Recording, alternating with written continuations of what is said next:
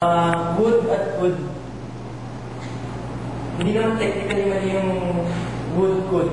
Pero, gamitin nyo na yung would at would. Kapag hindi ko yung kabisali technical dito Pero alam ko, would at would, kapag may if, may condition. So, if, kapag sa'yo, if, would, could. Ganon. Else, will, at can. Kasi kahit wala sa pagsasalita mo, kawari, sabihan, tanungin ka kung magagawa mo ba ito. So sabihin mo, I could. Yung mismong dating pala, I could, parang hindi ka pa sigurado. Mas forceful yung gusto mo, I can, or I will. So more of, ito yung would could, sa ano siya? Sa if. Although, ano ko may, hindi ko masyadong pag-uwis. Ano ba sabi niya? Save the auxiliaries would, should, could, be, might, and can for situations involving real uncertainty. Tama. May uncertainty dapat. Yung last na, ito, yung paggamit ng quotation marks. Kung ano may phrase ka, Jonel.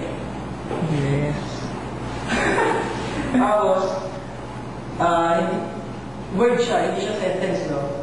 Kahit anong mangyari, dito mo ilalagay yung period at yung comma sa loob ng quotation marks. Hindi siya sa labas. No? Sa loob siya.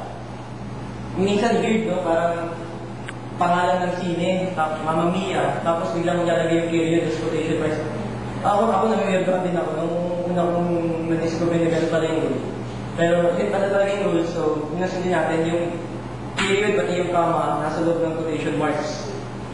Yung iba naman ang kaso kapag question mark, exclamation point, depende ngayon yan. Kung ito ay part nito mismo sentence siya, kasama talaga siya sa loob. Pero kung ito ay noun, tapos nagkataon na may tanong ka, have you watched Mamma Mia? So yung Mamma Mia yung nakaganda sa'yo, nasa labas yung question mark. Okay, so yun. So first na